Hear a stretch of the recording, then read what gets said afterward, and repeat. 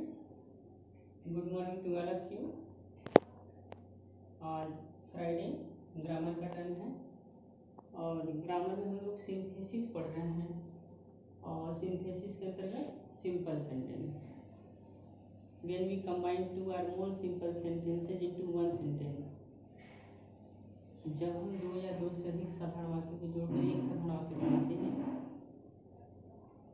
तो कितनी विधियों का प्रयोग किया जाता है, how many methods are used. हाँ, तो उसमें आपने दो तीन देखा, आपने उसमें पार्टिसिपल का प्रयोग देखा, फिर आपने इन्फिनेटिव का प्रयोग देखा, फिर आपने देखा नॉमिनेटिव एब्सोल्यूट का प्रयोग कैसे करते हैं। नेक्स्ट पॉइंट हम लोग लेते हैं अगला, यूज ऑफ। चौथा पॉइंट आपका है इसमें, कोई भी आगे पीछे ले लेंगे। यूज ऑफ नाउन और फ्रेज इन अपोजिशन। ये आपका टॉपिक है कि जब नाउन या फ्रेज का प्रयोग करके हम कैसे दो या दो से अधिक साधारण वाक्य को जोड़कर एक वाक्य बनाएंगे। ठीक है, तो सबसे पहले हम जानेंगे कि नाउन क्या होता है, फ्रेज क्या होता है, अपोजिशन क्या होता है, तब उसका प्रयोग करने में आसानी होगी।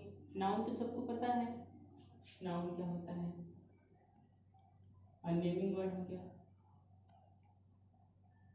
अनेमिंग वर्ड। ठीक है, जब हम किसी वस्तु, स्थान, व्यक्ति का कोई नाम देंगे तो नाउन होगा। फ्रेज क्या होता है, पहले भी मैंने बताया है आपको, a group of words without verb. Without verb का मतलब विदाउट मेन वर्ड, है ना। कॉन्सेप्ट यहीं पे क्लियर होना चाहिए कि शब्दों का समूह तो होगा लेकिन बिना किसी क्रिया के, और क्रिया किस बिना क्रिया के, बिना मेन वर्ब के। दूसरा इसमें अपोजिशन। अपोजिशन का अर्थ होता है साइड बाय साइड, जिसका अर्थ होता है बगल में। ठीक है, ये तो आपका जो टॉपिक दिया है जिसका प्रयोग करके हम दो या दो से अधिक साधारण वाक्य जोड़कर एक साधारण वाक्य बनाएंगे। यूज ऑफ नाउन और फ्रेज इन अपोजिशन। नाउन या फ्रेज का प्रयोग करके उसका हम प्रयोग करते हैं। नाउन एक शब्द होता है, नेमिंग वर्ड होगा। फ्रेज शब्दों का समूह होगा लेकिन क्रिया नहीं होगी। अपोजिशन का अर्थ होता है साइड बाई साइड। इसका प्रयोग हम कैसे करते हैं, या तो नाउन दिया होगा वाक्य में या तो फ्रेज दिया होगा वाक्य में। ठीक है, उस नाउन या फ्रेज को क्या करेंगे, बगल में रखेंगे। किसके बगल में रखेंगे, जिसके बारे में बात होगी। कैसे इसका प्रयोग होगा सीखते हैं। जब दिए गए वाक्य के सब्जेक्ट पर, कोई वाक्य दिया गया है, दो वाक्य दिए होंगे, ठीक, तो दिए गए वाक्य की या तो सब्जेक्ट के बारे में बात होगी, या तो ऑब्जेक्ट के बारे में बात होगी, या तो कॉम्प्लीमेंट के बारे में बात होगी। ध्यान देंगे, जब दिए गए वाक्य के सब्जेक्ट, ऑब्जेक्ट या कॉम्प्लीमेंट के बारे में कोई बात कही गई हो, और जो बात कही गई हो या तो हो सकता है वो पहले वाक्य में हो या तो हो सकता है दूसरे वाक्य में हो। पहले में भी हो सकता है या तो दूसरे में हो सकता है, या हो सकता है कि दोनों वाक्यों में हो, दोनों वाक्यों में बात की गई हो। और जो बात की गई होगी वह या तो नाउन के रूप में होगा या तो किसके रूप में होगा, फ्रेज के रूप में होगा। नाउन हुआ तो एक शब्द होगा, फ्रेज होगा तो शब्दों का समूह होगा। तो करनी क्या, तो करना क्या है आपको, जिसके बारे में बात होगी नाउन या फ्रेज के रूप में, या तो पहले वाक्य में या तो दूसरे वाक्य में, उस नाउन या फ्रेज को उसके बगल में हम, अपोजिशन का मतलब क्या होता है, बगल में हम रख देते हैं। ठीक है, बगल में रखने के बाद क्या करेंगे, दूसरे वाक्य में जहां से क्रिया शुरू होगी उसको आगे जोड़कर लिख देंगे। ठीक, जैसे और मेथड क्या है इसमें, मेथड यह है कि मान लेते हैं कि वाक्य के सब्जेक्ट के बारे में बात होगी। ऐसे समझ लेते हैं, पहले वाक्य के सब्जेक्ट के बारे में बात, कामा लगा देंगे, कामा लगा देंगे। और जब सब्जेक्ट के बारे में बात होगी तो हम देखेंगे कि पहले वाक्य में बात हो रही है कि दूसरे वाक्य में, या हो सकता है दोनों वाक्य में होगा। अगर दोनों वाक्य में होगा तो किसी एक या नाउन और फ्रेज, जो बातें होंगी या तो नाउन के रूप में होगा तो या तो फ्रेज के रूप में होगा। तो दोनों में अगर बात होगी तो दोनों में से किसी एक को पहले रख देंगे। ठीक है, पहले में उसे ले सकते हैं, दूसरे में से लेंगे। अगर किसी एक में दिया तो उसको रख देंगे, और दूसरे वाक्य में जहां से क्रिया शुरू होगी आगे जोड़कर लिख देंगे। एक पहला मेथड है। ठीक, ये अगर सब्जेक्ट के बारे में बात नहीं हो रही है, ऑब्जेक्ट या कंप्लीमेंट के बारे में बात हो रही है, तब क्या करेंगे? तब ऐसी स्थिति में जिस वाक्य के ऑब्जेक्ट या कंप्लीमेंट के बारे में बात होगी उस वाक्य को पूरा लिख देंगे, पूरा लिख देंगे। पहले जैसे मान लेते पहला वाक्य है, इसके ऑब्जेक्ट या कंप्लीमेंट के बारे में बात हो रही है, उस पूरे वाक्य को लिख देंगे, फिर क्या लगा देंगे? कामा। और दूसरे वाक्य में जो नाउन या फ्रेज दिया हो उसको आगे जोड़कर लिख देंगे, केवल नाउन और फ्रेज, केवल इसमें नाउन और फ्रेज जोड़ेंगे। क्यों ऐसा क्यों करेंगे? क्योंकि क्रिया ऑलरेडी पहले वाक्य में आ चुकी है, इसलिए पूरा वाक्य लिखा जा चुका है, कामा लगाकर उस नाउन या फ्रेज को रख देंगे। लेकिन जब सब्जेक्ट के बारे में बात होती है, अगर सब्जेक्ट पहले लेंगे, कामा लगा करके नाउन या फ्रेज रखेंगे, तो दूसरे वाक्य में से जो दूसरा वाक्य होगा वहां से क्रिया जोड़कर लिख देंगे। अंतर क्या है? अंतर यह है कि जब सब्जेक्ट के बारे में बात होगी तो सब्जेक्ट लिखने के बाद उस नाउन या फ्रेज को दो कामा के बीच लिखते हैं। अगर वाक्य के ऑब्जेक्ट या कंप्लीमेंट के बारे में बात होती है तो उस वाक्य के ऑब्जेक्ट या कंप्लीमेंट वाले वाक्य को पूरा लिख देंगे, कामा लगा देंगे, फिर आगे जोड़कर लिख देंगे। जैसे एक एग्जांपल लेते हैं, जैसे शेक्सपियर डाइड इन 1616, पहला वाक्य हो गया। दूसरा वाक्य लेते हैं, he was the greatest poet and dramatist।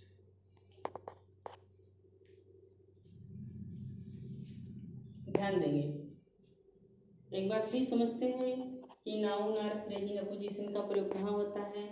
जब दिए गए वाक्य के सब्जेक्ट या ऑब्जेक्ट के बारे में कोई बात कही गई है और जो बातें की गई हैं या तो नाउन के रूप में होगा या तो फ्रेज के रूप में होगा, तो जिसके बारे में जो बात की गई है उस नाउन या फ्रेज को ठीक उसके बगल में रखते हैं। पहली बात, अगर वाक्य के सब्जेक्ट के बारे में कोई बात कही गई है या तो पहले वाक्य में या तो दूसरे वाक्य में, तो दोनों में से किसी एक नाउन या फ्रेज को पहले लिखने के बाद कामा लगा देंगे और फिर दूसरे वाक्य में जहाँ से क्रिया शुरू होगी उसको आगे जोड़कर लिख देंगे। अगर पहले वाक्य में नहीं दिया है, दूसरे वाक्य में दिया है, तो कामा सब्जेक्ट लिखने के बाद कामा लगाकर उस नाउन या फ्रेज को लिख देंगे, फिर कामा लगाएंगे, फिर दूसरे वाक्य में जहाँ से क्रिया शुरू होगी। समझते हैं? समझना एग्जाम्पल समझ में आएगा। जैसे देखते हैं, यहाँ पे वाक्य है, शेक्सपियर डाइड इन 1616, शेक्सपियर 1616 में मर गए। He was the greatest poet and dramatist, वह सबसे महान कवि और नाटककार थे। तो हम पहले देखें कि किसके बारे में बात हो रही है। शेक्सपियर के बारे में बात हो रही है। किसके बारे में बात हो रही है? शेक्सपियर के बारे में। इसी शेक्सपियर के किसका प्रयोग किया गया? ही का। तो शेक्सपियर के बारे में बात हो रही है, ये सब्जेक्ट है, तो सब्जेक्ट को पहले लिख दो आप, शेक्सपियर, फिर क्या लगा देंगे? कामा। अब देखेंगे कि शेक्सपियर के बारे में जो बात हो रही है नाउन या फ्रेज के रूप में, वह पहले वाक्य में हो रहा है कि दूसरे वाक्य में? पहले वाक्य में तो कुछ नहीं हो रहा है, इसके बाद क्रिया ही है। दूसरे वाक्य में है जो कि फ्रेज है। फ्रेज क्या है? The greatest poet and dramatist. Phrase क्या होता है? फ्रेज होता है a group of words without verb, शब्दों का समूह बिना किसी क्रिया के। तो इसमें कोई क्रिया नहीं है, केवल शब्दों का समूह है। तो अब क्या करेंगे? सब्जेक्ट आपने रख दिया, दूसरे वाक्य में सब्जेक्ट के बारे में बात हो रही है ना फ्रेज के रूप में, तो उसको आप लिख दो, the greatest poet and dramatist, फिर क्या लगाएंगे? कामा। मतलब सब्जेक्ट के बाद जब हम नाउन या फ्रेज को रखेंगे, चाहे वो पहले वाक्य से या दूसरे वाक्य से, उसको दो कामा के बीच, दो कामा के बीच रखेंगे। आपने लिख दिया, दूसरे वाक्य में से आपने नाउन या फ्रेज रख दिया, तो क्या करेंगे? जब दूसरे वाक्य में से नाउन या फ्रेज लिख देंगे तो फिर जो पहला वाक्य होगा उसमें से हम जहाँ से क्रिया शुरू हुई, क्रिया यहाँ से शुरू है, उसको आगे जोड़कर लिख देंगे, डाइड इन 1616। ठीक। दूसरा एग्जाम्पल हम लेते हैं, John Milton died in 1664. He was the author of Paradise Lost। ठीक, अब देखते हैं दोनों वाक्यों में सब्जेक्ट एक है। और फिर इसके बाद हम देख रहे हैं कि जॉन मिल्टन के बारे में बात हो रही है कि जॉन मिल्टन की मृत्यु 1664 में हो गई। He was the author of paradise last, वो पैराडाइज लास्ट के लेखक थे। तो सब्जेक्ट के बारे में बात हो रही है, तो सब्जेक्ट, जब सब्जेक्ट के बारे में बात होगी तो सब्जेक्ट को हम पहले लिख देंगे जॉन मिल्टन, फिर कामा लगा देंगे। अब देखेंगे कि इस जॉन मिल्टन जो सब्जेक्ट है इसके बारे में जो बात हो रही है पहले वाक्य में हो रही है कि दूसरे वाक्य में। तो हम देख रहे हैं कि दूसरे वाक्य में बात हो रही है, वह भी फ्रेज है, the author of paradise last.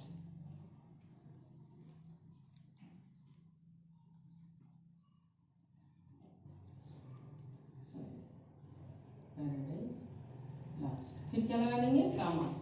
मतलब जब सब्जेक्ट के बारे में बात होगी तो आए हुए नाउन या फ्रेज को जो कि पहले में होगा या तो दूसरे वाक्य में होगा या तो दोनों में, तो उसको दो कामा के पीछे लिख देंगे।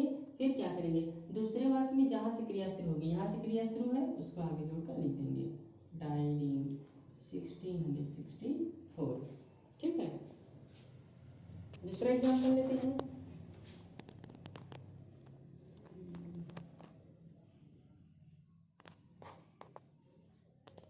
Delhi is the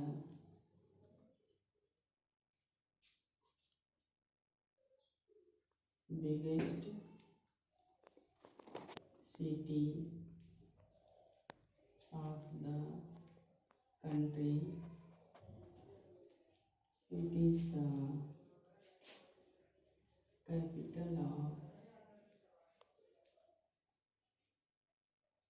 India. ठीक है, Delhi is the biggest city of the country. Delhi देश का सबसे बड़ा शहर है। It is the capital of India, यह भारत की राजधानी है।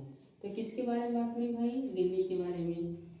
जो सब्जेक्ट है आपने इसको लिख दिया, ठीक, अब कामा लगा दीजिए। फिर देखो कि पहले वाक्य में हो रहा है कि दूसरे वाक्य में। पहले वाक्य में भी फ्रेज दिया है the biggest city of the world, और दूसरे वाक्य में दिया है कैपिटल ऑफ इंडिया, दोनों में दिया है। अगर दोनों में नाउन या फ्रेज दिया होगा तब दोनों में से कोई एक रख लेंगे। अगर पहले वाक्य से लेंगे तो दूसरे वाक्य में यहाँ से क्रिया शुरू है उसको जोड़ देंगे द कैपिटल ऑफ इंडिया, या तो इसको लेंगे द कैपिटल ऑफ इंडिया, तो फिर दूसरे वाक्य में जहाँ से क्रिया शुरू होगी इज, कामा लगाकर is the capital of biggest city of the country, ऐसे रखेंगे। अगर दोनों में दिया होगा तो किसी एक को रखने के बाद दूसरे वाक्य में से क्रिया रखेंगे। जैसे इसमें इसको आपने पहले रख दिया the city of the country, ये हो गया, कामा लगा देंगे। ठीक, कहाँ से क्रिया शुरू है, यहाँ से, जहाँ से मेन वर्ब शुरू होगा इसको लिख देंगे इज कैपिटल ऑफ इंडिया।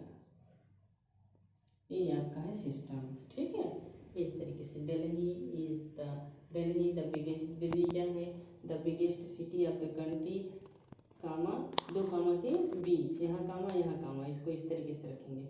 नहीं तो अगर ऐसे लिखेंगे दूसरे वाक्य में से लेंगे तो हो जाएगा दिल्ली द, फिर कामा लगाएंगे द कैपिटल ऑफ इंडिया, फिर दो कामा के बीच हो गया द कैपिटल ऑफ इंडिया, फिर यहाँ से लिखेंगे is the biggest city of the country. ठीक, एक और एग्जांपल लेते हैं। आजकल सब्जेक्ट के बारे में बता रहे हैं, कल ऑब्जेक्ट और कॉम्प्लीमेंट के बारे में बताएंगे। एक और एग्जांपल जैसे यहाँ पे देखेंगे,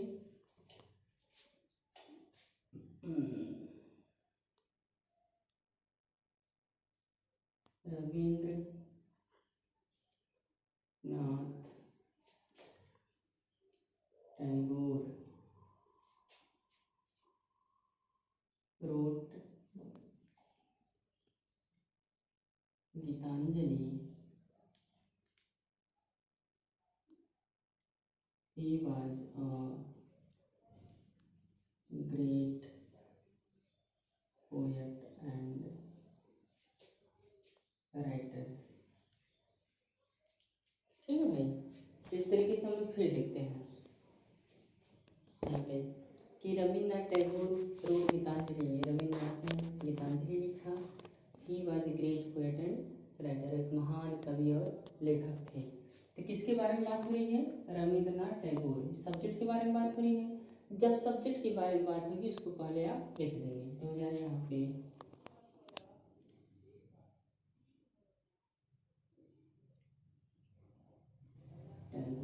ठीक, रविन्द्रनाथ टैगोर, कॉमा लगा दो।